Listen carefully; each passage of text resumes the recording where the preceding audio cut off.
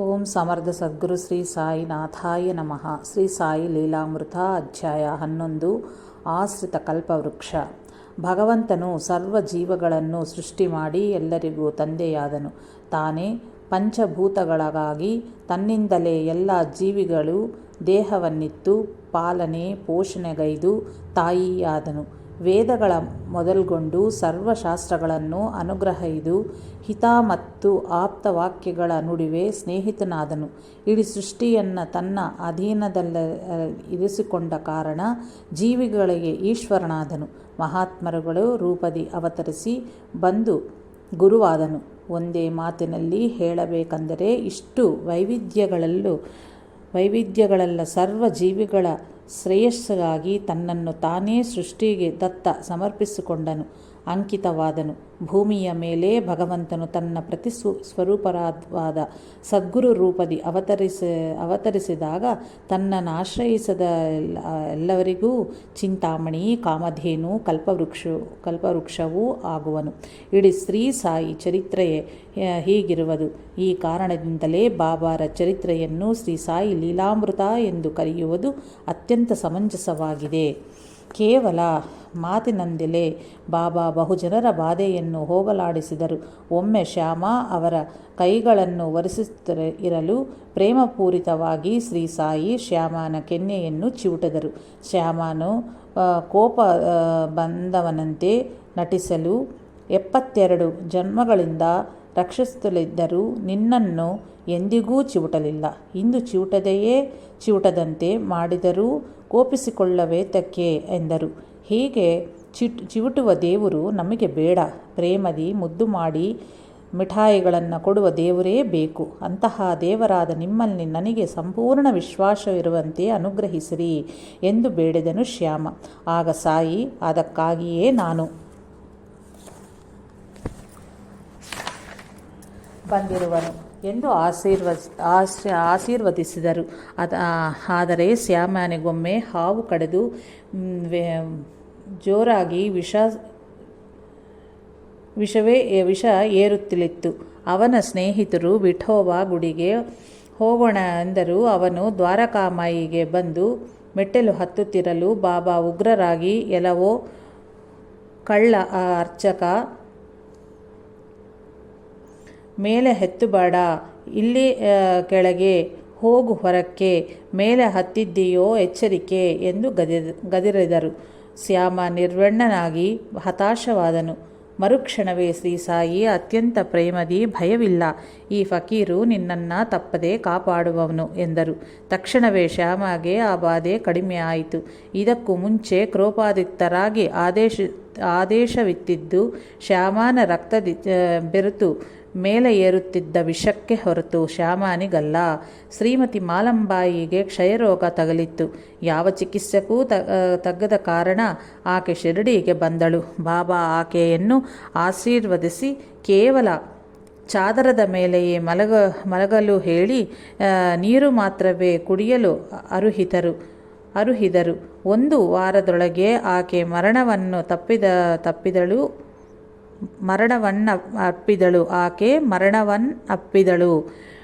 ಅಂದು ಬೆಳಿಗ್ಗೆ 8 ಗಂಟೆಯಾದರೂ ಬಾಬಾ ಚಾವಡಿಯಲ್ಲಿಯೇ ಇದ್ದರು.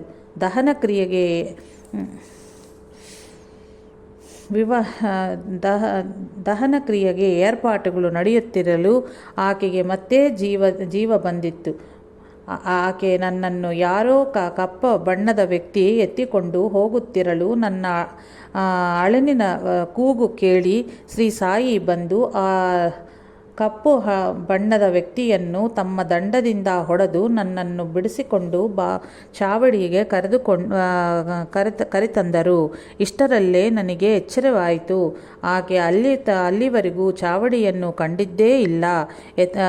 ಕಂಡಿದ್ದೇ ಇದ್ರೂ ಯಥಾತಥವಾಗಿ ಚಾವಡಿಯನ್ನು ವರ್ಣಿಸಲಾದಳು.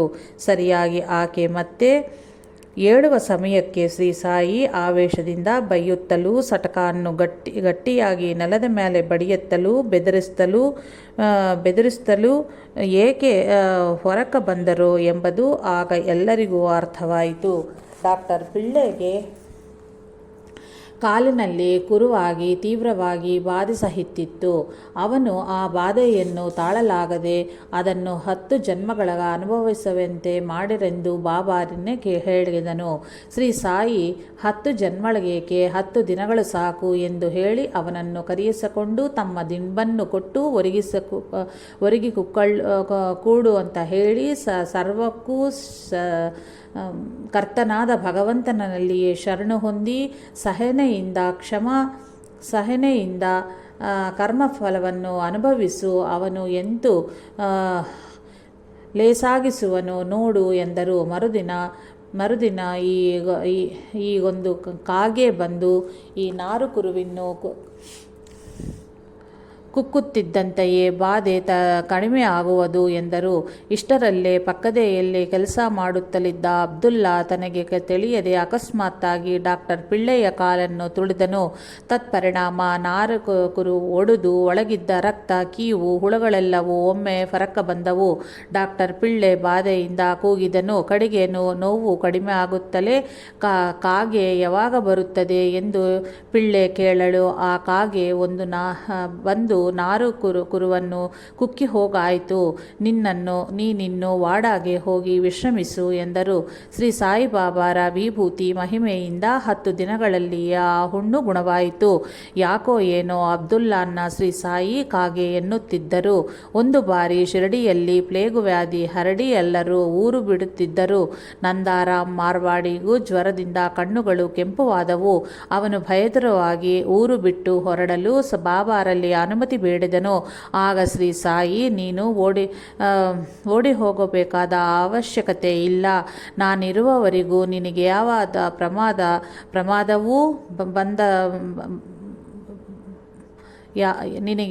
ನಿನಗೆ ಯಾವ ಪ್ರಮಾದವೂ ಬರಲ್ಲ ಎಂದರು. ಆಗಲೇ ಅವನ ಜ್ವರ ಕಡಿಮೆ ಆಯಿತು. ಅಂತೆಯೇ 1911ರಲ್ಲಿ ಒಬ್ಬ ವೈಶ್ಯ ತನ್ನ ಮಗಳನ್ನು 1911ರಲ್ಲಿ ಒಬ್ಬ ವೈಶ್ಯ ತನ್ನ ಮಗಳನ್ನು ಹೊತ್ತು ತಂದನು. ಆಕೆಯ ಕಾಲುಗಳು ಪಾರ್ಶ್ವವಾಯುವಿನ ಹೊಡೆದಂತೆ ನಿಶ್ಶಕ್ತಿಯಾಗಿದ್ದವು. ಶ್ರೀ ಸಾಯಿ ಆಕೆಯನ್ನು ಆಶೀರ್ವದಿಸಿ ಕೆಲ ದಿನಗಳು ಶಿರಡಿಯಲ್ಲಿಯೇ ತಂಗೆಂದರು. 3ನೆಯ ದಿನ ಎಂದು ಆಕೆ ಎದ್ದು ನಡೆಯಲಾರಂಭಿಸಿದಳು. ಹಾಗೆಯೇ ಶ್ರೀ ಸಾಯಿ ಗಯಾಸಿನ್ ಎಂಬ ರೈಲ್ವೆ ಉದ್ಯೋಗಿಯ ಹೆಂಡತಿಗೆ ಪಾರ್ಶ್ವವಾಯು ಬಡಿದು ನರಳುತ್ತಿದ್ದಳು. ಅದನ್ನು ಸಹಿತ ಗುಣಪಡಿಸಿದರು. ಪರ್ಬನಿಯಿಂದ ಒಬ್ಬಾತ ಬಂದು ತನ್ನ ಮೇಲೆ ವಾಮಮಂತ್ರ ಪ್ರಯೋಗವಾಗಿ ಇದೆ ಎಂದು ತತ್ಕಾರಣ ಅನ್ನ ಕೂದಲಿನಂತ ಕಂಡು ದುರ್ವಾಸನೆ ಬರುವುದೆಂದು ತನ್ನನ್ನು ಯಾರೂ ರಕ್ಷಿಸಲಾರದರೆಂದು ಹೇಳಿದನು. ಆಗ ಶ್ರೀ ಸಾಯಿ ಅಲ್ಲ ಅಚ್ಚ ಕರೇಗ ಎಂದು ಆಶೀರ್ವದಿಸಿದರು. ಅದರೊಂದಿಗೆ ಅವನ ಬಾಧೆ ಕಡಿಮೆ ಆಯಿತು. ಒಂದು ದಿನ ಕಡು ಬಡವ ಒಬ್ಬಳು ಶ್ರೀ ಸಾಯಿನಾಥರಿಗೆ ನಮಸ್ಕರಿಸಿದಂತೆಯೇ, ಅಮ್ಮ, ನಿನ್ನ ಮನೆಗೆ ಬರುವನು ನಿನ್ನ ಗಂಡನಿಗೆ ನಿರಾಕರಿಸಬೇಡವೆಂದು ಹೇಳು ಎಂದರು. ಆಕೆಗೇನೂ ಅರ್ಥ ಆಗಲಿಲ್ಲ. ಸರಿಯಾಗಿ ಆಗಲೇ ವಾಡಾದಲ್ಲಿದ್ದ ದೀಕ್ಷಿತನಿಗೆ ಆ ಕುಟುಂಬಕ್ಕೆ ಸಹಾಯ ಒಸಗಬೇಕಂತ ಅನಿಸಿ ಒಂದು ಕಾಗದದ ಹೋದಿಕೆಯಲ್ಲಿ ಹಣ ವಿರಿಸಿ ದ್ವಾರಕಾಮಾಯಿಗೆ ಬಂದು, ಬಾಬಾ, ಇದನ್ನು ಕಳುಹಿಸಲೇ ಎಂದು ಕೇಳಿದನು. ಯಾರಿಗೆ, ಏತಕ್ಕೆ, ಏನು ಎಂಬ ಯಾವ ಪ್ರಶ್ನೆಯನ್ನೂ ಕೇಳದೆಯೇ ಕಳುಹಿಸು ಎಂದರು ಶ್ರೀ ಸಾಯಿ. ಆ ಹಣವನ್ನು ನೋಡುತ್ತಲೇ ಆ ಕಡು ಬಡವಿಗೆ ಸಾಯಿನಾಥರ ಮಾತುಗಳ ಮರ್ಮ ತಿಳಿಯಿತು. ಕೋರದ ದಯೆ ಲಭಿಸಿದ ಸಹಾಯ ಭಗವತ್ ಪ್ರಸಾದವೆಂದು ಶ್ರೀ ಸಾಯಿನಾಥರ ಭಾವನಾಗಿದ್ದಿತು.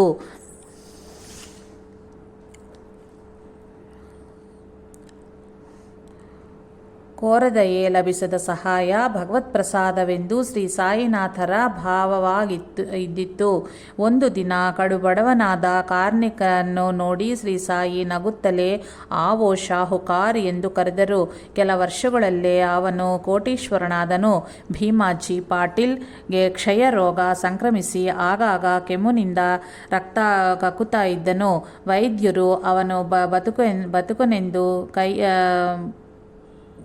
ಹೇಳಿದ್ದರು. ನಾನಾ ಸಾಹೇಬ್ ಚಾಂದೋರ್ಕರ್ನ ಸಲಹೆಯ ಮೇರೆಗೆ ಅವನು ಶಿರಡಿಗೆ ಆಗಮಿಸನು. ಮೊದಲು ಶ್ರೀ ಸಾಯಿ ಅವನಿಗೆ ಆ ವ್ಯಾಧಿಯು ಪೂರ್ವಜನ್ಮ ಪಾಪ ಫಲದಿಂದ ಬಂದಿರುವುದೆಂದು ತಾವು ನಿರ್ವಾಣೆಗೈಯಲೆಂದರು. ಆದರೆ ಭೀಮಾಜಿ ಪಾಟೀಲ್ ಕಣ್ಣೀರಿನಿಂದ ಕರುಣೆಯ ಬೇಡಲು ಕರಗಿದ ಶ್ರೀ ಸಾಯಿ ಮಹಾರಾಜರವರು, ಭಯಪಡಬೇಡ, ಈ ಮಸೀದಿಯಲ್ಲಿ ಹೆಜ್ಜೆ ಇಟ್ಟು ತಕ್ಷಣ ಎಂತಹ ಕಷ್ಟವಾದರೂ ತೀರಲೇಬೇಕು. ಇಲ್ಲಿನ ಫಕೀರು ದಯಾಮಯನು ಅಂದರು. ಶ್ರೀ ಸಾಯಿನಾಥರ ದರ್ಶಿಸಿದ ಕ್ಷಣದಿಂದಲೇ ಅವನಿಗೆ ರಕ್ತ ಬೀಳುವುದು ಕಡಿಮೆ ಆಯಿತು. ಅವನ ಸ್ಥಿತಿಯು ಸ್ವಸ್ಥವಾಗಲಾರಂಭಿಸಿತು. ಬಾಬಾ ಅವನನ್ನು ಭೀಮಾಜಿ ಮಾಯ ಮನೆಯಲ್ಲಿ ಅಂದರು. ನಿಜವಾಗಿಯೂ ಆ ಮನೆಯ ಅಂತಹ ರೋಗಿಗೆ ಯಾವ ರೀತಿಯಲ್ಲಿಯೂ ತರವಲ್ಲ. ಕೆಲವು ದಿನಗಳಿಗೆ ಅವನಿಗೆ 2 ಸ್ವಪ್ನ ದರ್ಶನಗಳಾದವು. ಮೊದಲನೆಯ ಕನಸಿನಲ್ಲಿ ಪದ್ಯಗಳ ಒಪ್ಪಿಸದ ಕಾರಣ ಭೀಮಾಜಿಯನ್ನು ಉಪಾಧ್ಯಾಯನು ಹೊಡೆದನು.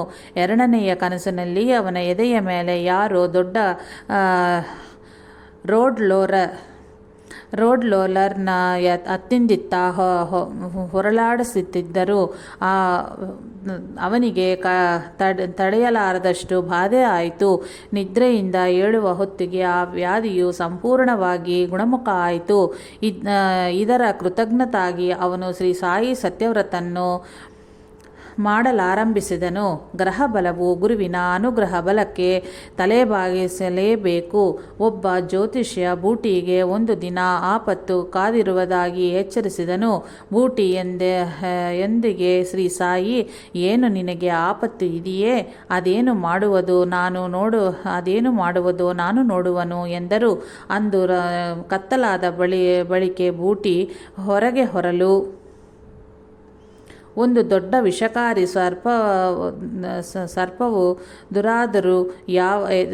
ಸರ್ಪವು ಎದುರಾಯಿತು. ಯಾವ ರೀತಿಯೋ ತೊಂದರೆಯುಂಟು ಮಾಡಲಿಲ್ಲ. ಒಂದು ಬಾರಿ ಮಿರಿಕರ್ನೊಂದಿಗೂ ಶ್ರೀ ಸಾಯಿ, ನಿನಗೆ ದ್ವಾರಕಾಮಾಯಿ ಗೊತ್ತಿದೆಯೇ? ಈಗ ನೀನು ಕುಳಿತಿರುವ ಸ್ಥಳವೇ ಹೌದು. ಈ ಮಸೀದು ತಾಯಿಯ ಆಶ್ರಯಿಸಿದರೆ ಕಷ್ಟಗಳು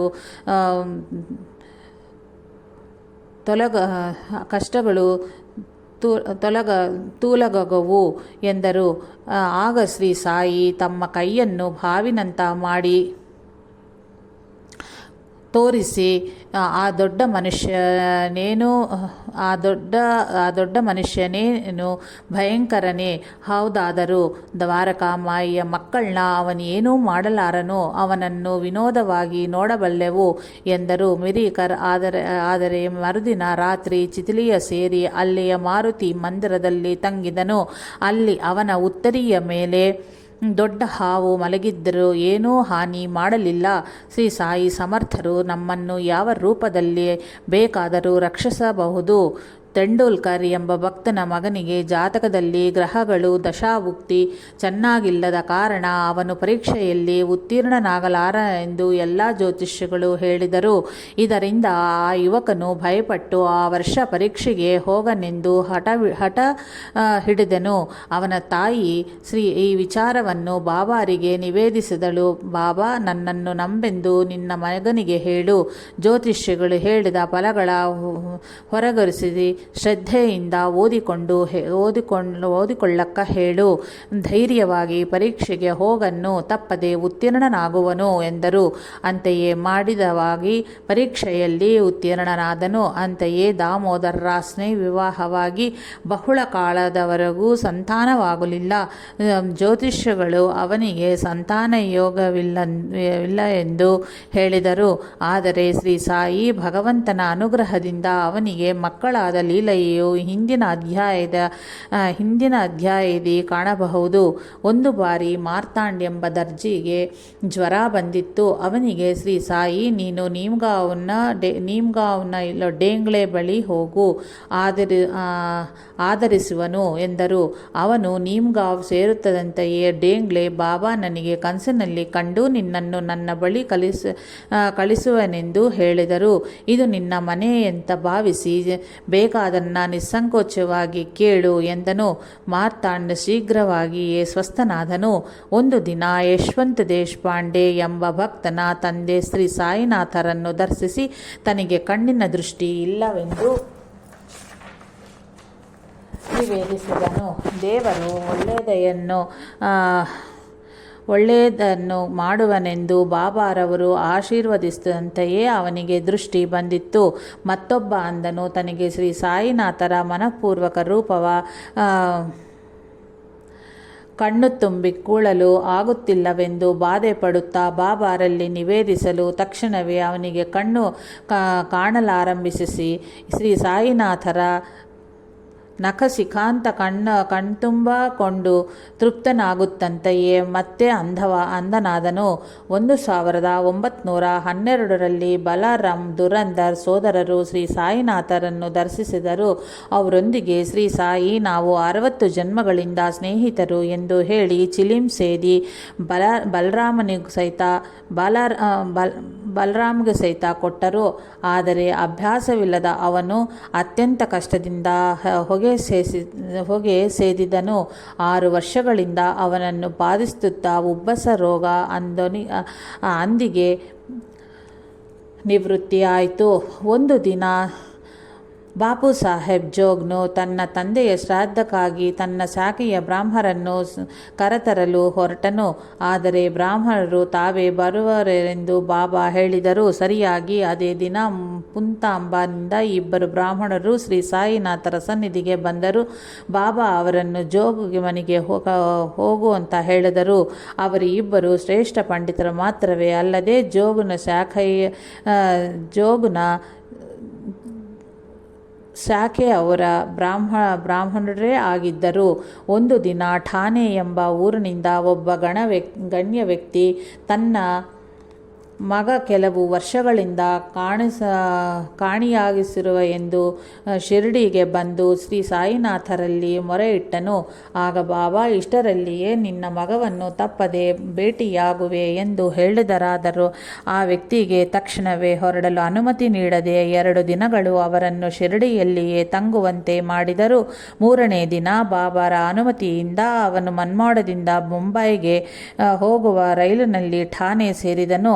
ಆಗಲೇ ಸರಿಯಾಗಿ ಮುಂಬೈನಿಂದ ರೈಲು ಬಂದಿತ್ತು. ಆದ್ದರಿಂದ ಅವರ ಮಗ ಇಳಿದನು. ತಂದೆ ಮಕ್ಕಳಿಬ್ಬರು ರೈಲ್ವೆ ನಿಲ್ದಾಣದಲ್ಲಿ ಪ್ಲಾಟ್ಫಾರಂ ಮೇಲೆ ಭೇಟಿಯಾದರು. ಯಾವಾಗ ಏನು ಮಾಡಬೇಕೋ ಎಂಬುದು ನಮಗಿಂತಲೂ ಹೆಚ್ಚಾಗಿ ಬಾಬಾರಿಗೆ ಚೆನ್ನಾಗಿ ತಿಳಿದಿದೆ ಎಂಬುದು ನಾವು ತಿಳಿದುಕೊಳ್ಳಬೇಕು. ಅದನ್ನೇ ಸಬೂರಿ ಎನ್ನುವರು.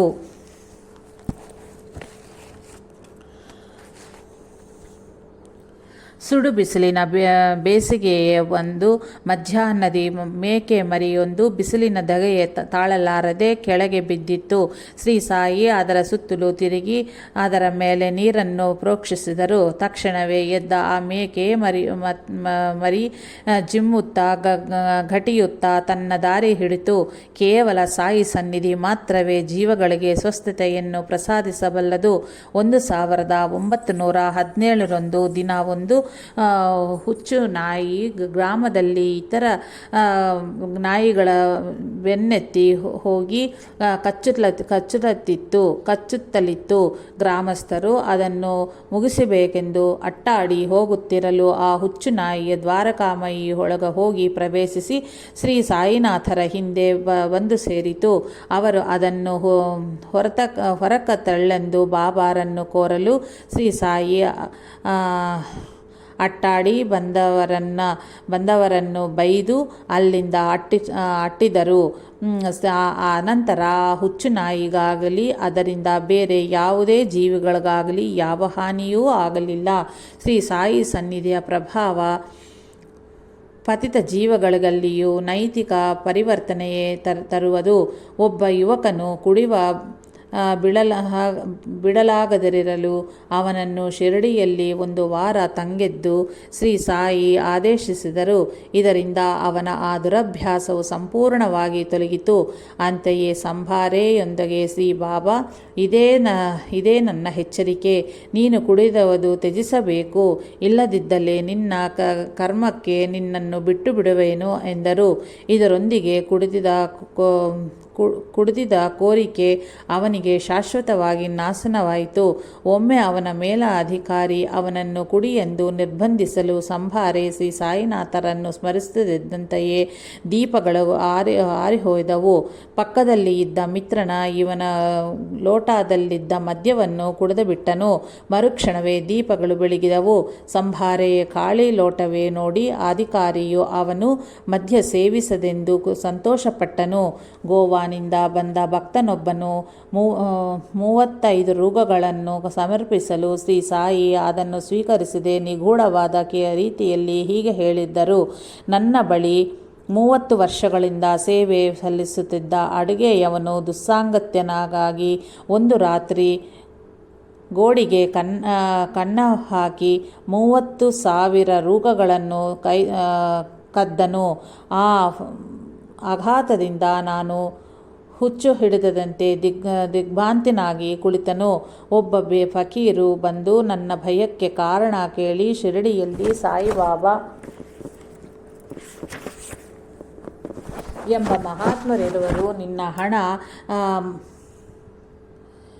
ಹಣ ಮರಳಿ ಬಂದರೆ ಶಿರಡಿಗೆ ಬರುವನೆಂದು ಹರಕೆ ಮಾಡಿಕೋ. ಹರಕೆ ತೀರುವರೆಗೂ ಭೋಜನದಲ್ಲಿ ನಿಂಗಿಷ್ಟವಾದ ಖಾದ್ಯವನ್ನು ತ್ಯಜಿಸು ಎಂದರು. ಅಂತೆಯೇ ಮಾಡಲು ಅಲ್ಪಕಾಲದಲ್ಲಿಯೇ ಆ ಅಡಿಗೆಯವನು ಪಶ್ಚಾತ್ತಾಪದಿಂದ ಹಿಂದಿರುಗಿ ಬಂದು ಆ ಹಣವನ್ನು ಹಿಂದಿರಿಸನು.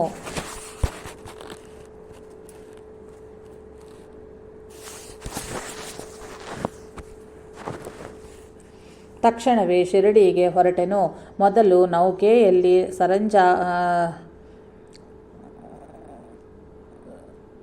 ಸರಂಜಾಮದಾರ ಸ್ಥಳವಿಲ್ಲವೆಂದನು. ಇಷ್ಟರಲ್ಲಿಯೇ ಜವಾನೊಬ್ಬನು ಬಂದು ಸರಂಜಾಮದಾರನ್ನು ಒಪ್ಪಿಸಿ ನನ್ನನ್ನು ನೌಕೆಯಲ್ಲಿ ಹತ್ತು ಅಂತ ಹೇಳಿದನು.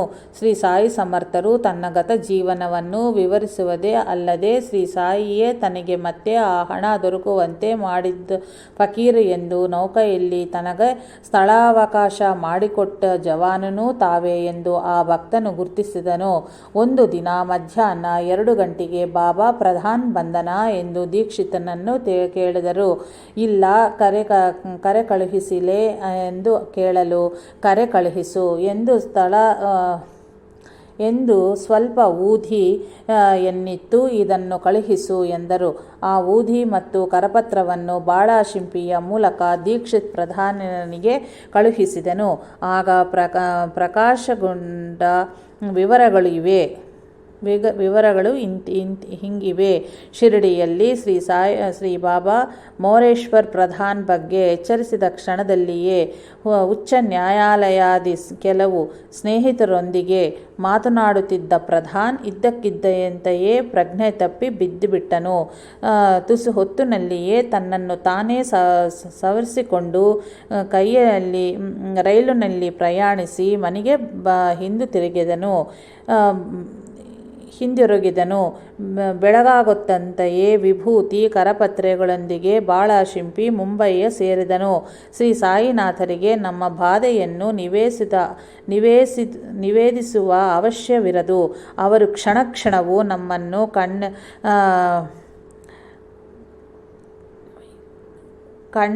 ಕಣ್ಣೆಕ್ಕದೆ ಸದಾ ರಕ್ಷಿಸುತ್ತಾರೆಂದು ಗುರುತಿಸಿದಲ್ಲಿ ಅದೇ ಸಾಕಾಗುವುದು.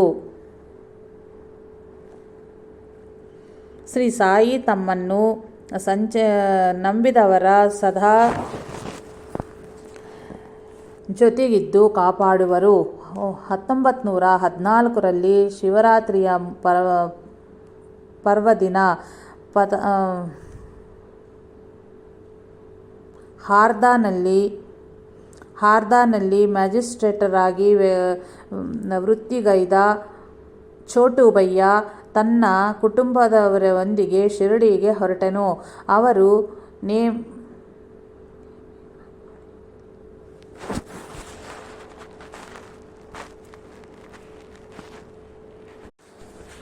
ಅವರು ನೇಮೇವರ್ ಬಳಿ ನದಿ ದಡವೇ ತಲುಪುವ ಸಮಯಕ್ಕೆ ಕತ್ಲಾವರಿಸಿತು.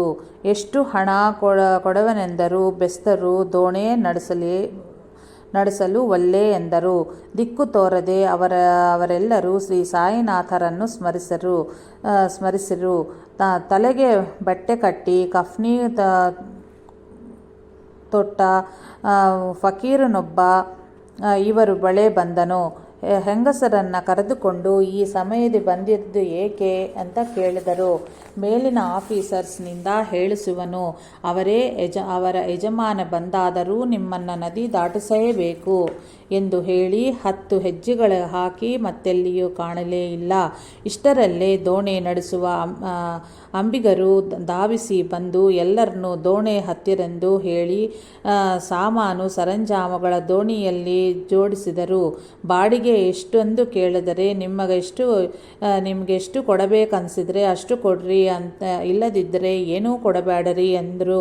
ಆ ಕುಟುಂಬ ಶಿರಡಿಯ ಸೇರಿದ ಅನಂತರ ನಡೆದದ್ದೆಲ್ಲನೂ ತಮ್ಮ ಲೀಲೆಯೇ ಎಂದು ಶ್ರೀ ಸಾಯಿ ಸೂಚಿಸಿದ್ದರು.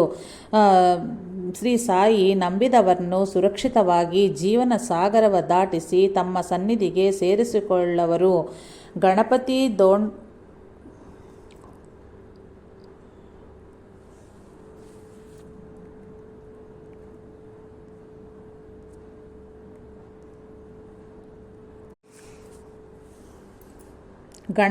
ದೋಂಡು ಕದಂ 1914ರಲ್ಲಿ ಸಕುಟುಂಬ ಸಮೇತವಾಗಿ ಶಿರಡಿಗೆ ಪಯಣಿಸುತ್ತಿರಲು ಅವರು ಹತ್ತಿದ ರೈಲು ಬೋಗಿಯಲ್ಲಿ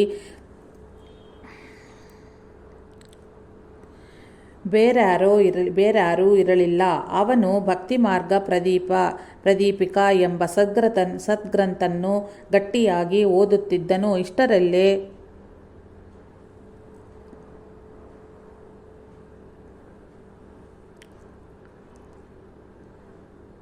15ರಿಂದ 20 ಮಂದಿ ಬಿಲ್ಲರು ಆ ಬೋಗಿಯಲ್ಲಿ ಹತ್ತಿ ಅವನ ಬಳಿ ಕುಳಿತರು. ಅವರು ತಾನು ಓದುತ್ತಿರುವುದು ಶ್ರವಣಗೈಯಲು ಬಂದಿರುವೆಯೆಂದು ತಿಳಿದನು. 5 ನಿಮಿಷಗಳ ಅನಂತರ ರೈಲು ವೇಗವಾಗಿ ಸಾಗುತ್ತಿರಲು ಅವರೆಲ್ಲರೂ ಆ ಬೋಗಿಯಿಂದ ಹಾರಿ ಓಡಿಹೋದರು. ಗಣಪತಿ ದೋಂಡು ಕದಂ ಆಶ್ಚರ್ಯದಿಂದ ಬಾಗಿಲ ಬಳಿ ಬಂದು ನೋಡಿದನು. ಆ ಬಿಲ್ಲರು ಹಿಂದೆ ನೋಡಿಕೊಂಡು ಮುಂದೆ ಓಡುತ್ತಾ ಇದ್ದರು. ದೋಂಡು ಕದಂ ಹಿಂತಿರುಗಿ ಬೋಗಿಯನ್ನು ನೋಡಲು ಒಂದೆಡೆ ವೃದ್ಧ ಫಕೀರು ಒಬ್ಬರು ಕುಳಿತಿದ್ದರು. ಆ ಫಕೀರು ಆ ಬೋಗಿಯೊಳಗಿದ್ದ ಹೇಗೆ ಬಂದರೋ ಎಂಬುದು ಅವನಿಗೆ ಅರ್ಥವೇ ಆಗಲಿಲ್ಲ. ಮತ್ತೆ ನೋಡಲು ಫಕೀರಲ್ಲಿ ಇರಲೇ ಇಲ್ಲ. ಎಲ್ಲರೂ ಆಶ್ಚರ್ಯಚಕಿತರಾದರು. ಅವರು ಶಿರಡಿಯ ಸೇರುತ್ತಲೇ ಶ್ರೀ ಸಾಯಿ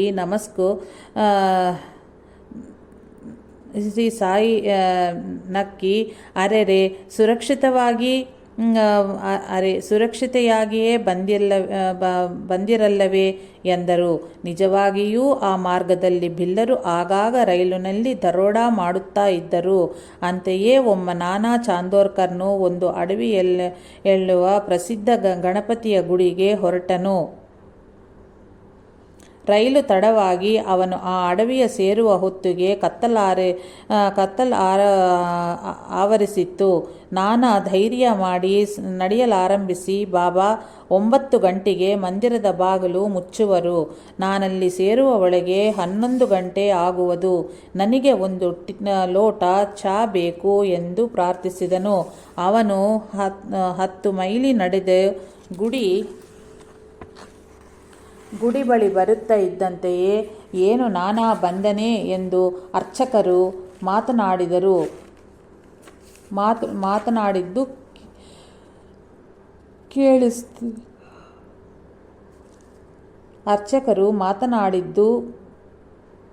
ಕೇಳಿಸಿತು.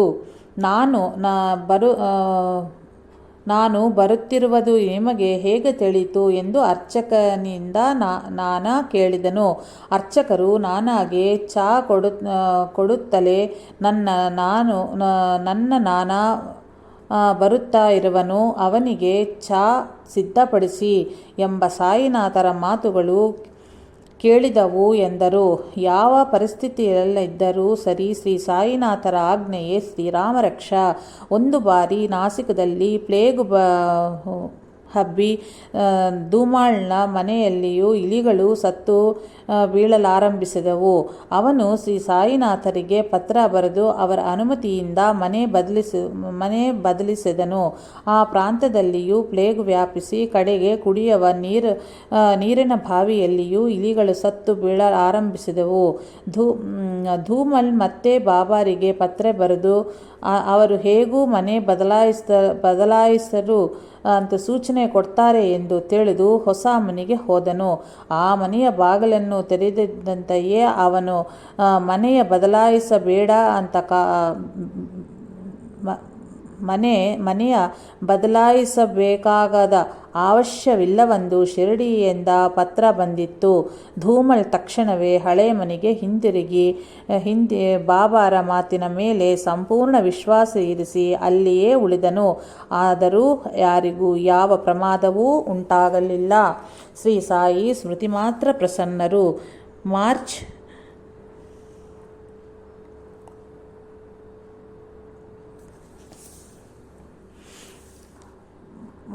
6, 1913 ನಂದು ಧೂಲಿಯಾದಲ್ಲಿ ರಾವೂಜಿಯ ಮಗುವಿಗೆ ಜ್ವರ ಬಂದಿತ್ತು. ರಾವೂಜಿ ಬಾಬಾರನ್ನು ಪ್ರಾರ್ಥಿಸಿದನು. ಅಂದು ರಾತ್ರಿ 2 ಗಂಟೆಗೆ ಅವನಿಗೆ ಸ್ವಪ್ನದಲ್ಲಿ ಶ್ರೀ ಸಾಯಿ ದರ್ಶನವಿತ್ತು. ಮಗುವಿಗೆ ವಿಭೂತಿಯನ್ನಿಟ್ಟು ಭಯವಿಲ್ಲ. 1-2 ಗಂಟೆ ಒಳಗೆ ಮಗುವಿಗೆ ಬೆವರು ಹಾಕುವುದು. ಬೆಳಗಾಗುವಾಗೆ ಸಮಯಕ್ಕೆ ಜ್ವರ ಕಡಿಮೆ ಆಗತ್ತೆ. ಅನಂತರ ದರ್ಶನಕ್ಕೆ ಮಗುವನ್ನು ಕರೆದುಕೊಂಡು ಬಾ ಎಂದರು. ಅಂತೆಯೇ ನಡೀತು. 3ನೇ ದಿನ ಶಿರಡಿಯಿಂದ ರಾವೋಜಿಗೆ ಪತ್ರ ಬಂದಿತ್ತು. ನಾನು ಧೂಳಿಯಾದಲ್ಲಿ ನಿನ್ನ ಮಿತ್ರ ರಾವೋಜಿ ಮನೆಗೆ ಹೋಗಿದ್ದನು ಎಂದು ಶ್ಯಾಮನೊಂದಿಗೆ ಬಾಬಾ ನುಡಿದರಂತೆ. 2 ವಾರಗಳ ಅನಂತರ ಆ ಕುಟುಂಬ ಶಿರಡಿಗೆ ಹೊರಟಿತ್ತು. ಆ ದಿನ ಆರತಿಯ ಸಮಯದಿ ಶ್ರೀ ಸಾಯಿ, ಶ್ಯಾಮ, ಆರತಿಯನ್ನು ಸ್ವಲ್ಪ ಹೊತ್ತು ತಡ ಮಾಡು, ಆ ಟಾಂಗಾದವರು ನಿಧಾನಿಸುತ್ತಿರುವನು ಎಂದರು. ಅವನು ಅಂತೆಯೇ ಮಾಡಿದನು. ಪ್ರಸಾದ ಹಂಚುವವಳಿಗೆ ರಾವೋಜಿ ದ್ವಾರಕಾಮಯ್ಯ ಸೇರಿದರು. ಅವನ ಮಗುವಿನಿಂದಗೆ ಶ್ರೀ ಸಾಯಿ, ನಿನಗೆ ಜ್ವರ ಬಂದಿದ್ದಾಗ ಧೂಲಿಯಾಗೆ ಬಂದಿದ್ದನು ನೆನಪಿದೆಯಾ ಎಂದು ಕೇಳಿದರು. ಒಂದು ಬೇಸಿಗೆ ರಜೆಯ ದಿನಗಳಲ್ಲಿ ನಾನಾ ಚಾಂದೋರ್ಕರ್ ತನ್ನ ಸ್ನೇಹಿತರೊಂದಿಗೆ ಕೂಡಿಕೊಂಡು ಹರಿಶ್ಚಂದ್ರ ಗುಡ್ಡೆಕ್ಕ ಹೋದನು. ಮಾರ್ಗ ಮಧ್ಯದಿ ಅವನಿಗೆ ಬಿಸಿಲಿನ ಝಳಕ್ಕೆ ನೀರಸರಾಗಿ ನೀರು ಕುಡಿಯದೆ ನನ್ನಿಂದ 1 ಹೆಜ್ಜೆಯೂ ನಡೆಯಲಾಗದು. ಸಾಯಿಯೇ ನನ್ನನ್ನು ಕಾಪಾಡಬೇಕು ಎಂದು ಒಂದು ಬಂಡೆಯ ಮೇಲೆ ಕುಸಿದನು. ಮರುಕ್ಷಣವೇ ಒಬ್ಬ ಬಿಲ್ಲನು ಕಟ್ಟಿಗೆಯ ಹೊರೆಯನ್ನು ಹೊತ್ತು ನಡೆದು ಬರ್ತಾ ನಾನೊಂದಿಗೆ, ನೀವು ಕುಳಿತಿರುವ ಬಂಡೆಯ ಕೆಳಗೆ ಶುದ್ಧವಾದ ಕುಡಿಯುವ ನೀರು ಇದೆ, ಕುಡಿಯಿರಿ ಎಂದರು. ಅಂತೆಯೇ ನೋಡಲು ಬಂಡೆಯ ಕೆಳಗ ಸ್ವಚ್ಛವಾದ ನೀರಿದ್ದಿತ್ತು. ನೀರು ಕುಡಿದ ನಾನನ ಬಾಯಾರಿಕೆ ತೀರಿತು. ಸರಿಯಾಗಿ ಅದೇ ಸಮಯದಲ್ಲಿ ಶಿರಡಿನಲ್ಲಿ ಶ್ರೀ ಸಾಯಿ ನಾನಾ ಬಾಯಾರಿಕೆಯಿಂದ ಮರಣಿಸಲಿರುವನು. ಆದರೆ ನಾನು ಅವನನ್ನು ಸಾಯಿಗೂಡನು ಎಂದು ಹೇಳಿದರೆಂದು ತಿಳಿಯಿತು. ಅಣ್ಣಾ ಸಾಹೇಬ್ ಬಾಬ್ರೆ ಶಿರಡಿಗೆ ಭೇಟಿಯಾಗಿದ್ದಾಗ ಅವನ ಗ್ರಾಮದಲ್ಲಿ ಪ್ಲೇಗು ಹರಡಿತ್ತು. ಎಲ್ಲರೂ ಊರು ಬಿಟ್ಟು ಹೊರಟು ಹೋದರು. ಅವನ ಹೆಂಡತಿ ಮಕ್ಕಳು ಮಾತ್ರವೇ ಅಲ್ಲಿ ಉಳಿದು ಹೋದರು. ಆ ವ್ಯಾಧಿ ಕಡಿಮೆ ಆಗಿ ಗ್ರಾಮಸ್ಥರು ಹಿಂದಿರುಗುವವರೆಗೂ ಶ್ರೀ ಸಾಯಿ ಆಕೆಗೆ 10-12 ಬಾರಿ ಪ್ರತ್ಯಕ್ಷರಾಗಿ ಅಭಯವಿತ್ತರು. ಒಂದು ದಿನ ರಾಮಗಿರಿ ಬುವಾ ಎಂಬ ಗೋಸಾವಿ ಮನೆಗೆ ಹಿಂದಿರುಗಲು ಬಾಬಾರಲ್ಲಿ ಅನುಮತಿ ಬೇಡಿದನು. ಶ್ರೀ ಸಾಯಿ ಅವನನ್ನು ಬಾಪುಗಿರ್ಬುವ ಎಂದು ಸಂಬೋಧಿಸುತ್ತಿದ್ದರು. ಬಾಬಾ, ನೀನು ಮೊದಲು ಜಾಮ್ನೇರ್ಗೆ ಹೋಗಿ ನಾನು ನೀಡುವ ಊದಿ ಮತ್ತು ಆರತಿ ಹಾಡನ್ನು ನಾನಾ ಚಾಂದೋರ್ಕರ್ಗೆ ತಲುಪಿಸಿ ನಿನ್ನ ಊರಿಗೆ ಹೋಗು ಎಂದರು. ನಾನು ಸಿದ್ಧನಂದನು. ಆದರೆ ನನ್ನ ಬಳಿ ಜಲ್ಗಾಂವ್ ಹೋಗುವವರೆಗೂ ಮಾತ್ರವೇ ಸರಿ ಹೋಗುವುದು. ಆ ಅನಂತರ ಜಾಮ್ನೇರ್ಗೆ ಬಂಡಿಯಲ್ಲಿ ಸುಮಾರು 30 ಮೈಲಿ ಹೋಗಬೇಕಲ್ಲವೇ ಎಂದನು. ರಾಮ್ಗಿರ್, ಎಲ್ಲ ಏರ್ಪಾಟುಗಳು ಆಗುವುದು, ಹೋಗು ಎಂದು ಅಭಯವಿತ್ತರು ಶ್ರೀ ಸಾಯಿ. ಅರ್ಧರಾತ್ರಿ 2 ಗಂಟೆಗೆ ರಾಮ್ಗಿರ್ ಜಲ್ಗಾಂವ್ ಸೇರಿದನು. ಅವನ ಬಳಿ 2 ಆಣೆಗಳು ಮಾತ್ರವೇ ಇದ್ದಿದ್ದವು. ಅವನಿಗೇನು ಮಾಡಬೇಕೋ ದಿಕ್ಕು ತೋರಲಿಲ್ಲ. ಇಷ್ಟರಲ್ಲೇ ಒಬ್ಬ ಬಿಲ್ಲ ಜವಾನನು ರಾಮಗಿರಿ ಬುವಾಯ್ ಬಳಿ ಬಂದು, ಶಿರ್ಡಿಯಿಂದ ಬಂದ ಬಾಪುಗಿರ್ ಯಾರು ಎಂದು ವಿಚಾರಿಸಿ ಅವನಿಗಾಗಿ ಚಾಂದೋರ್ಕರ್ ಠಾಂಗಾ ಕಳುಹಿಸಿರುವನು ಎಂದು ಹೇಳಿ ಕರೆದುಕೊಂಡು ಹೋದನು. ಟಾಂಗಾ ಜಾಮ್ನೇರ್ ಸರಹದ್ದನ್ನು ತಲುಪಿದ ನಂತರ ರಾಮ್ಗಿರ್ ಮೂತ್ರ ವಿಸರ್ಜನೆಗೆ ಹೋಗಿ ಬರುವ ಹೊತ್ತಿಗೆ ಆ ಟಾಂಗಾದವನು ಎಲ್ಲಿಯೂ ಕಾಣಲಿಲ್ಲ. ಆ ಸಮಯದಲ್ಲಿ ನಾನಾ ಸಾಹೇಬ್ ಚಾಂದೋರ್ಕರ್ನ ಮಗಳು ಮೈನತಾಯಿ ಪ್ರಸವ ವೇದನೆಯಿಂದ ತೀವ್ರವಾಗಿ ನರಳುತ್ತಿದ್ದಳು. ಸರಿಯಾದ ಸಮಯಕ್ಕೆ ರಾಮ್ಗಿರ್ ಬಂದು ಆರತಿ ಹಾಡು ಮತ್ತು ಊದಿಯನ್ನು ಕೊಟ್ಟನು. ನಾನಾ ಸಂತೋಷದಿಂದ ಮೈನತಾಯಿಗೆ ಊದಿ ಇಟ್ಟು ಶ್ರೀ ಸಾಯಿನಾಥರಿಗೆ ಆರತಿ ಹಾಡದನೊಂದಿಗೆ ಆರತಿ ಸೇವೆಯ ಮಾಡುತ್ತಿದ್ದಂತೆಯೇ ಆಕೆಗೆ ಸುಖಪ್ರಸವನ ಆಯಿತು. ತಮಗ ಸಕಾಲದಲ್ಲಿ ಊದಿ ಪ್ರಸಾದವನ್ನು ಕಳುಹಿಸಿದ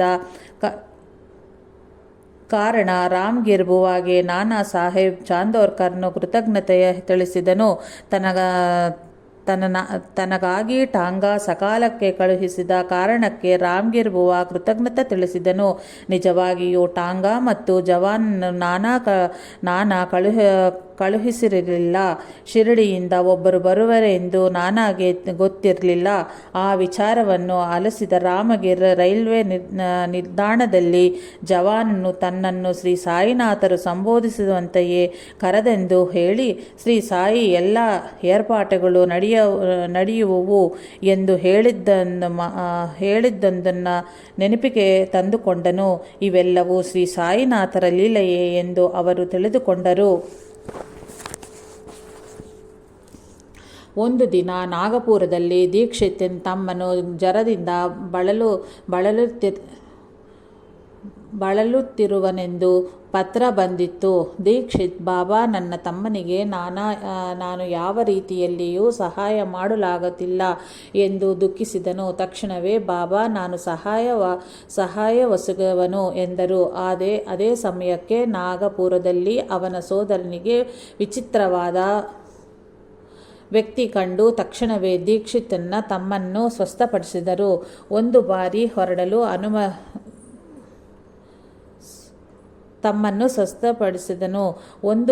ಹೊರಡಲು ಅನುಮತಿ ಪಡೆದ ಒಬ್ಬ ಭಕ್ತನಿಗೆ ಶ್ರೀ ಸಾಯಿ ಮತ್ತೊಂದು ಊದಿ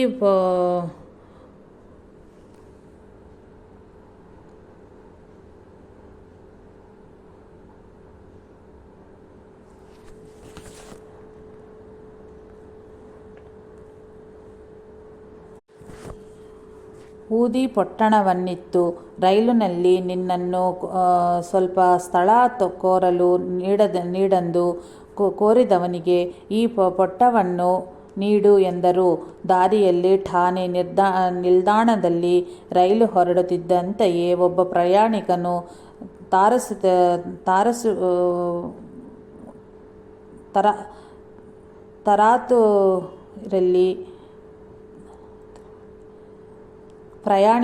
ಆತುರತೆಯಿಂದ ರೈಲು ಹತ್ತಿ ಈ ಭಕ್ತನ ಬಳಿ ಬಂದು,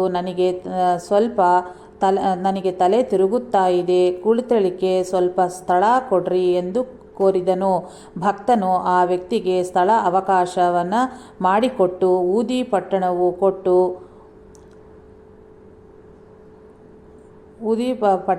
ಪೊಟ್ಲವನ್ನು ಕೊಟ್ಟೆನು. ಆಗ ಆ ವ್ಯಕ್ತಿ ಆನಂದ ಬಾಷ್ಪಗಳನ್ನು ಸುರಿಸ್ತಾ ತಾನು ಎಷ್ಟು ಪ್ರಯತ್ನಿಸಿದರೂ ಶಿರಡಿಯ ದರ್ಶಿಸಲಾಗಲಿಲ್ಲವೆಂದು ಹೇಳಿ ಶ್ರೀ ಸಾಯಿನಾಥರೇ ತನಗೆ ಪ್ರಸಾದ ಕಳುಹಿಸಬೇಕೆಂದು ಪ್ರಾರ್ಥಿಸಿದನೆಂದು ಹೇಳಿದನು. ರೋಗವೇ ಅಲ್ಲದೆ ಅಜ್ಞಾನವೆಂಬ ರೋಗವು ತೊಲಗಬೇಕು. ಅದಕ್ಕೆ ಬಾಧೆಗಳನ್ನು ಧೈರ್ಯವಾಗಿ ಸಹಿಸಿಕೊಳ್ಳುವುದು ಅವಶ್ಯವಾದ್ದು. ಆದ್ದರಿಂದಲೇ ವ್ಯಾಧಿಯ ಪ್ರಮಾದಕರವಲ್ಲದಿರಲು ರೋಗಿಯನ್ನು ತಮ್ಮ ಬಳಿಯಿಂದ ಹೊರಡನ್ನುತ್ತಿದ್ದರು. ಶ್ರೀ ಬಾಬಾ ಪ್ರತ್ಯಕ್ಷವಾಗಿಯೇ ಅಲ್ಲದೆ ಪರೋಕ್ಷವಾಗಿಯೂ ಬಾಬಾ ರಕ್ಷಿಸುವೆಂದು ಭಕ್ತನಿಗೆ ತಿಳಿಯಬೇಕಲ್ಲವೇ? ಶಿರಡಿಯಲ್ಲಿ ಕಾಕಾ ದೀಕ್ಷಿತನಿಗೆ ತೀವ್ರವಾಗಿ ಜ್ವರ ಬಂದು ಶ್ಯಾಮನ ಮೂಲಕ ಬಾಬಾರಿಗೆ ನಿವೇದಿಸಿದನು. ಆಗ ಬಾಬಾ, ನಾನೇನು ವೈದ್ಯನಲ್ಲ, ಅವನನ್ನು ಮನೆಗೆ ಹೋಗೆಂದು ಹೇಳು ಎಂದರು. ಬಾಬಾರ ಈ ಮಾತಿನಿಂದ ದಿಗ್ಭ್ರಾಂತನಾದ ಶ್ಯಾಮ, ಅವನು ನಿಮ್ಮನ್ನೇ ನಂಬಿರುವನು, ಜ್ವರದಿಂದ ಅವನು ಹೇಗೆ ಹೋದಾನು ಎಂದು ಕೇಳಿದನು. ಆಗ ಬಾಬಾ ಕಠಿಣವಾಗಿ ಮೊದಲಿನಂತೆಯೇ ಆದೇಶಿಸಿದರು. ಹೊರಡಲು ಅನುಮತಿ ಕೇಳಿಸಲಿಗೆ ಕಾಕಾ ದ್ವಾರಕಾಮಾಯಿ ಒಳಗೆ ಬರುತ್ತಿದ್ದಂತೆಯೇ, ಶ್ರೀ ಸಾಯಿ, ನೀನು ಮನೆಗೆ ಹೋಗು, ಜ್ವರ ಹೇಗೆ ಬಂದಿದ್ದು ಹಾಗೆಯೇ 4 ದಿನದಲ್ಲಿ ಹೊರಟು ಹೋಗುವುದು.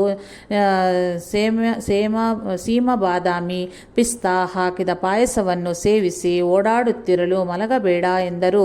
ಕಾಕಾ ದೀಕ್ಷಿತನಿಗೆ ಊದಿಯನ್ನು ಪ್ರಸಾದಿಸಿ ಶ್ಯಾಮನನ್ನು ಜೊತೆ ಮಾಡಿ ಕಳುಹಿಸಿಕೊಟ್ಟರು.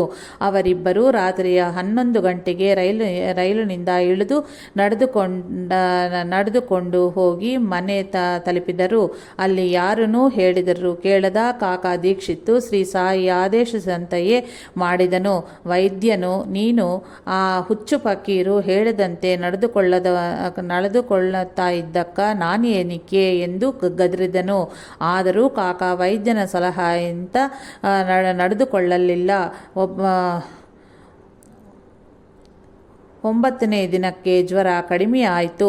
ಅನಂತರ ಕಾಕಾ ದೀಕ್ಷಿತನು ಶಿರಡಿಗೆ ಹೋಗಿ ಶ್ರೀ ಸಾಯಿನಾಥರನ್ನು ದರ್ಶಿಸಲು ಮುಂಬಯಿನಲ್ಲಿ ನಿನ್ನವರು ಏನಂದರು ಎಂದು ಶ್ರೀ ಸಾಯಿ ವಿಚಾರಿಸಿದರು. ಶ್ರೀ ನರಸಿಂಹ ಸರಸ್ವತಿ ಸ್ವಾಮಿಯಂತೆಯೂ ಶ್ರೀ ಬಾಬಾರು ಅಪಚ್ಯವಾದ ಆಹಾರದಿಂದ ವ್ಯಾಧಿಯನ್ನು ಕಡಿಮೆ ಮಾಡುತ್ತಿದ್ದರು. ಒಂದು ಬಾರಿ ಬೂಟಿಗೆ ಕಲರಾ ವ್ಯಾಧಿ ಸೋಕಿ ಡಾಕ್ಟರ್ ವೈದ್ಯ ಪಿಳ್ಳೆ ಎಷ್ಟು ಬಗೆಯ ಔಷಧೋಪಚಾರಗಳನ್ನು ಮಾಡಿದರೂ ಸಹಿತ ಕಡಿಮೆ ಆಗಲೇ ಇಲ್ಲ. ಕಡೆಗೆ ಬಾಬಾರಲ್ಲಿ ನಿವೇದಿಸಲು ಬಾದಾಮಿ ಪಿಸ್ತಾ ಹಾಕಿ ತಯಾರಿಸಿದ ಪಾಯಸವನ್ನು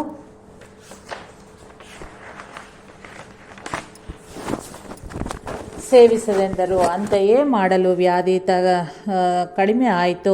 ಒಮ್ಮೆ ಕಾಕಾ ಮಹಾಜನಿಗೆ ವಿರೇಚನಗಳು ಆಗುತ್ತಿರಲು ಮಸೀದಿಯ ಪಕ್ಕದಲ್ಲಿಯೇ ಒಂದು ಗಡಿಗೆಯನ್ನು ಇಟ್ಟುಕೊಂಡು ಗಳಿಗೆ ಎನ್ನಿಸಿ ಕೂತುಕೊಂಡಿದ್ದು ಆಗಾಗ ಹೊರಗೆ ಹೋಗಿ ಬರುತ್ತಾ ಇದ್ದನು. ಬಾಬಾ ಸರ್ವಜ್ಞರಲ್ಲವೇ ಎಂದು ಭಾವಿಸಿ ಕಾಕಾ ಮಹಾಜನಿ ತನ್ನ ಬಾಧೆಯನ್ನು ಬಾಬಾರಿಗೆ ತಿಳಿಸಲೇ ಇಲ್ಲ. ಆಗ ಭಕ್ತರು ಮಸೀದಿಯ ಮುಂದೆ ಕೆಲಸ ಮಾಡುತ್ತಾ ಇದ್ದರು. ಶ್ರೀ ಸಾಯಿ ಇದ್ದಕ್ಕಿದ್ದಂತೆಯೇ ಕ್ರೋಪಾಧಿಕ್ತರಾಗಿ ಎಲ್ಲರನ್ನು ಬೈಯಕ್ಕೆ ಶುರು ಮಾಡಿದರು. ಇದರಿಂದ ಭಯಭೀತನಾದ ಎಲ್ಲರೂ ಓಡಿ ಹೋದರು. ಕಾಕಾ ಮಹಾಜನಿಯ ಮಾತ್ರ ಶ್ರೀ ಸಾಯಿ ಬಲವಂತವಾಗಿ ಕೂಡಿಸಿಕೊಂಡು ಅಲ್ಲಿ ಯಾರೋ ಬಿಟ್ಟು ಹೋಗಿದ ಕಡಲೆಕಾಯಿಯನ್ನು ಅವನಿಂದ ತಿನ್ನಿಸಿ ಆ ಗಡಿಗೆಯಲ್ಲಿದ್ದ ನೀರನ್ನು ಬಾಬಾ ಕೊಂಚ ಕುಡಿದು ಕಾಕಾ ಮಹಾಜನಿಗೆ ಕುಡಿಸಿ, ನಿನ್ನ ವ್ಯಾಧಿ ತಗ್ಗಿ ಹೋಯಿತು ಎಂದರು. ಅವನಿಗೆ ಆ ಕ್ಷಣದಲ್ಲಿಯೇ ಆ ವಿರೇಚನ ವ್ಯಾಧಿ ಸಂಪೂರ್ಣವಾಗಿ ಕಡಿಮೆ ಆಯಿತು. ಈ ಚಿಕಿತ್ಸೆಯೊಳಗಿನ ರಹಸ್ಯ ಬಾಬಾರ ಸಂಕಲ್ಪ ಮಾತ್ರವೇ ಹೊರತು ಮತ್ತೇನೂ ಅಲ್ಲ. ಒಂದು ಬಾರಿ ಶ್ಯಾಮ ಮೂಲವ್ಯಾಧಿಯೊಂದಿಗೆ ಬಳಲುತ್ತಿರಲು ಬಾಬಾ ಸೋನಾಮುಖಿ ಕಷಾಯ ಮಾಡಿ ಸ್ವಲ್ಪ ಶ್ಯಾಮನಿಗೆ ಕೊಟ್ಟು ಸ್ವಲ್ಪ ಬಾಬಾ ಸೇವಿಸಿದರು. ಆ ದಿನವೇ ಶ್ಯಾಮನ ವ್ಯಾಧಿ ಕಡಿಮೆ ಆಯಿತು. 3 ವರ್ಷಗಳ ಬಳಿಕ ಶ್ಯಾಮಗೆ ಆ ವ್ಯಾಧಿ ಮತ್ತೆ ಬಂತು. ಹಿಂದೆ ಶ್ರೀ ಸಾಯಿ ಮಾಡಿದ ಔಷಧೋಪಚಾರವನ್ನೇ ಶ್ಯಾಮ ಮಾಡಿಕೊಳ್ಳಲೇ ವ್ಯಾಧಿ ಹೆಚ್ಚಾಗಿ ಮತ್ತು ಶ್ರೀ ಸಾಯಿನಾಥರ ಅನುಗ್ರಹದಿಂದಲೇ ಕಡಿಮೆ ಆಯಿತು. ರಘುವೀರ ಪುರಂದರೆ ಮೊದಲನೇ ಬಾರಿ ಶಿರಡಿಗೆ ಹೊರಟರಲು ಅವನ ಮಗುವಿಗೆ ಜ್ವರ ತೀವ್ರವಾಯಿತು. ಅವನ ಹೆಂಡತಿಗೆ ಜೊತೆಯಾಗಿ ಅವನ ತಾಯಿ ಇರುವ ಎಂದಳು. ಆದರೆ ಪುರಂದರೆ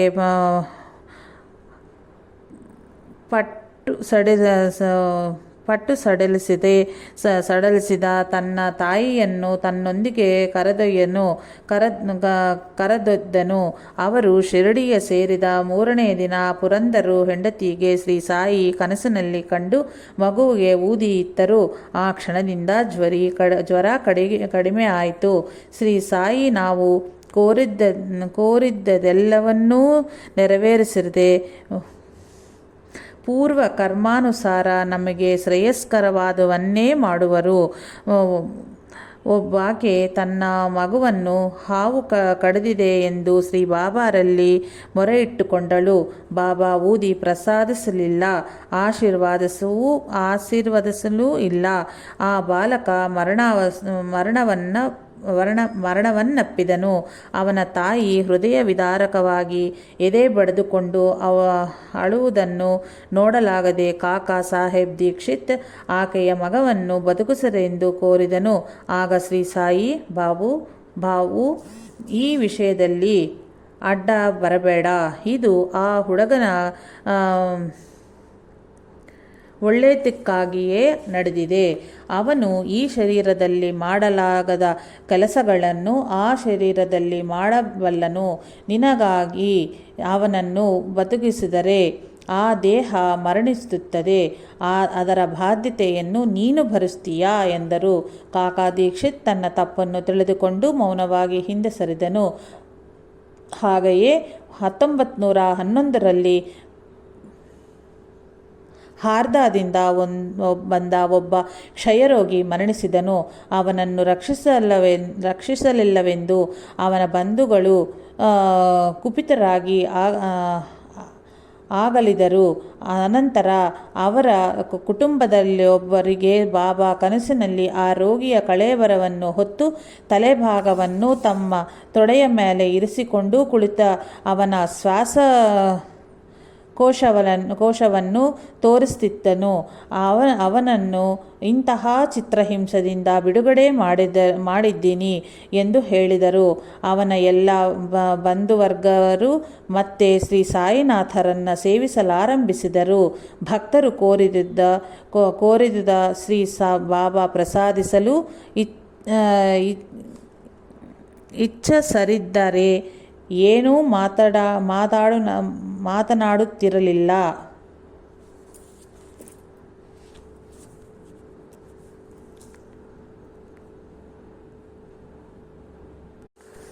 ಭಕ್ತರು ಕೋರಿದುದ ಶ್ರೀ ಬಾಬಾ ಪ್ರಸಾದಿಸಲು ಇಚ್ಛಿಸದಿದ್ದರೆ ಏನೂ ಮಾತನಾಡುತ್ತಿರಲಿಲ್ಲ.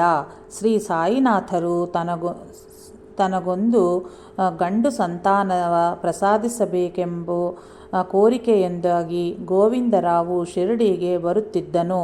ಆದರೆ ಬಾಬಾ ಏನೂ ಹೇಳುತ್ತಿರಲಿಲ್ಲ. ಮದುವೆಯಾದಲ್ಲಿ ಸಂತಾನವಾಗುವುದೇ ಎಂದು ಕೇಳಿದರೂ ಏನೂ ಮಾತನಾಡಲಿಲ್ಲ. ಅಂತೆಯೇ ಅವನಿಗೆ ಸಂತಾನವೂ ಪ್ರಾಪ್ತವಾಗಲಿಲ್ಲ. ಶ್ರೀ ಸಾಯಿನಾಥಾರ್ಪಣಮಸ್ತು. ಶುಭಂ ಭವತ್ತು. ಜೈ ಸಾಯಿ ಮಾಸ್ಟರ್.